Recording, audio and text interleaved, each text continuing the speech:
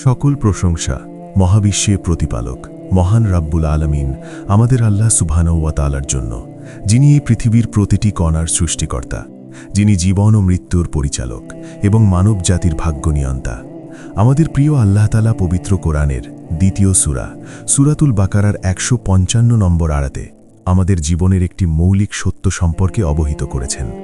তিনি অত্যন্ত দৃঢ়তার সাথে ঘোষণা করেছেন, আর আমি অবশ্যই তোমাদেরকে পরীক্ষা করব কিছুটা ভীতি, ক্ষুধা এবং জান মাল ও ফল ফলাদির স্বল্পতার মাধ্যমে, আর তুমি ধৈর্যশীলদের সুসংবাদ দাও।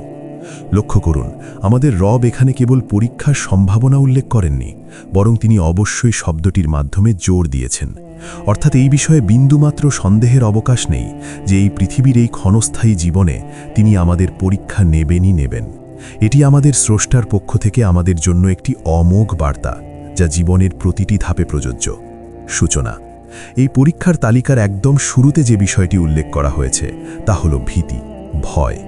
অনেকেই হয়তো ভাবেন, ভয় কিভাবে শারীরিক বা আর্থিক কষ্টের চেয়ে বড় পরীক্ষা হতে পারে।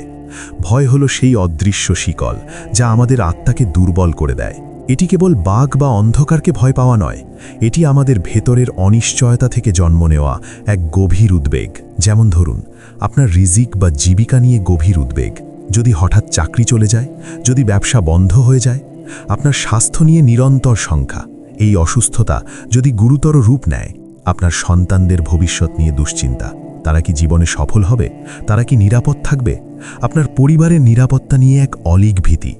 বিশ্বাস করুন, এই সকল মানসিক চাপ, এই দৃশ্যেহারা উদ্বিগ্নতা, এগুলো সবই আপনার ঈমানী পরীক্ষার অংশ।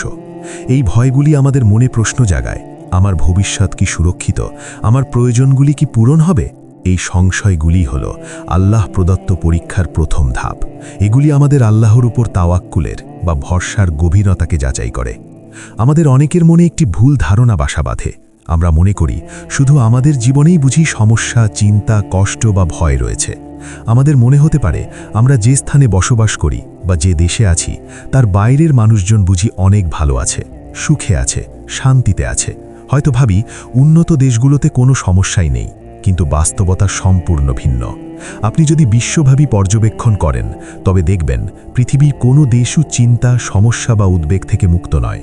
বরং অনেক উন্নত বা আপাত দৃষ্টিতে সফল দেশেই মানসিক স্বাস্থ্য সমস্যা, সামাজিক অস্থিরতা এবং চরম নিরাপত্তাহীনতার ভয় আরও প্রকট।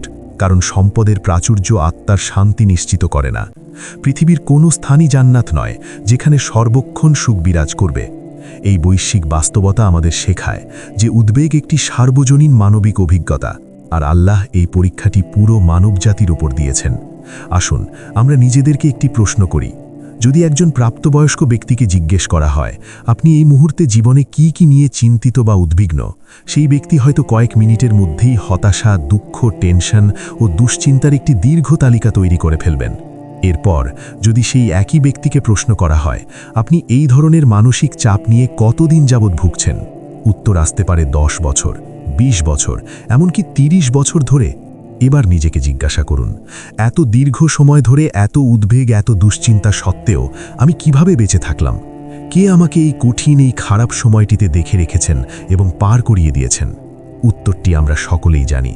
তিনিই মহান রাব্বুল আলামিন, আমাদের সৃষ্টিকর্তা, আমাদের আল্লাহ। এটি চরম আশ্চর্যের বিষয়। আপনি হয়তো জীবনের এমন এক কঠিন পর্যায়ে পার করে এসেছেন যখন আপনার কিছুই ছিল না, তখনও আপনি উদ্বিগ্ন ছিলেন। এখন হয়তো আল্লাহর রহমতে আপনার অনেক কিছু হয়েছে, আপনি অনেক অর্জন করেছেন, কিন্তু তারপরেও আপনার উদ্বিগ্নতা কাটেনি। কেন?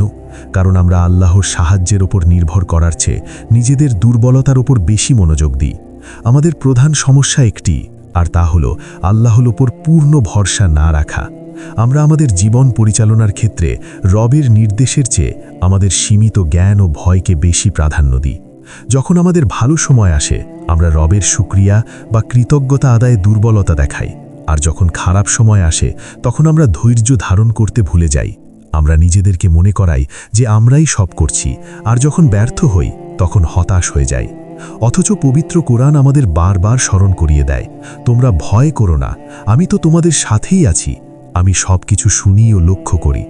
যখন স্বয়ং রব আমাদের এমন আশ্বাস দিচ্ছেন, যিনি দেখেন, শোনেন এবং লক্ষ্য করেন, তখন আমাদের কিসের এত চিন্তা, কিসের এত হতাশা?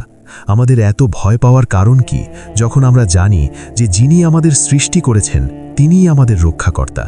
সূরা বাকারার আয়াতে আল্লাহ আরও উল্লেখ করেছেন যে তিনি জান, মাল ও ফল ফলাদির স্বল্পতা দিয়ে পরীক্ষা করবেন। আপনি হয়তো আজ অনেক সম্পদের মালিক, বিলাসবহুল জীবনযাপন করছেন, কিন্তু আল্লাহ পাক নিমেষেই সেই সম্পদ কেড়ে নিতে পারেন। একটি প্রাকৃতিক দুর্যোগ, একটি চুরি, একটি ব্যবসা বিপর্যয় সব তছনছ করে দিতে পারে। তখন আমাদের মনে প্রশ্ন আসে, আমার সাথেই কেন এমন হলো? অনেকে ভুল ধারণা পোষণ করেন যে কেউ যদি ধন সম্পদের অধিকারী হয় তাহলে আল্লাহ তার উপর খুশি। এই ধারণা সব সময় সঠিক নয়। অনেক সময় আল্লাহ কাউকে সম্পদ দিয়ে পরীক্ষা করেন যে সে তার সম্পদ আল্লাহর পথে ব্যয় করে কিনা। আবার অনেক সময় সেই সম্পদ কেড়ে নিয়ে পরীক্ষা করেন যে সে চরম ক্ষতির সময়ও তার প্রতি ধৈর্যশীল থাকে কিনা। মনে রাখবেন, এই পৃথিবীতে সব কিছুই ক্ষণস্থায়ী এবং আমানত স্বরূপ। আমরা যদি সত্যিই আল্লাহর প্রতি ঈমান আনি, তাহলে আমাদের এই বাস্তবতা মেনে নিতে হবে যে ক্ষতি বা স্বল্পতা জীবনেরই অংশ, যা আল্লাহর নৈকট্য লাভের মাধ্যম মাত্র। মনে রাখবেন, জীবনের প্রতিটি চ্যালেঞ্জ, প্রতিটি দুঃখ, প্রতিটি ভয় হলো আল্লাহর নিকটবর্তী হওয়ার একটি সিঁড়ি। আমাদের জীবন কোনোভাবেই জান্নাত নয়। জান্নাতে কোনো দুঃখ, কষ্ট, ভয় বা স্বল্পতা থাকবে না। কিন্তু এই পৃথিবী হলো পরীক্ষার ক্ষেত্র। জীবনে যত বেশি ঈমানি পরীক্ষায় আপনি উত্তীর্ণ হবেন, যত বেশি দৃঢ়তার সাথে ধৈর্য ধারণ করবেন, তত বেশি আপনি আল্লাহর নৈকট্য লাভ করবেন এবং তার প্রিয় বান্দাদের অন্তর্ভুক্ত হবেন।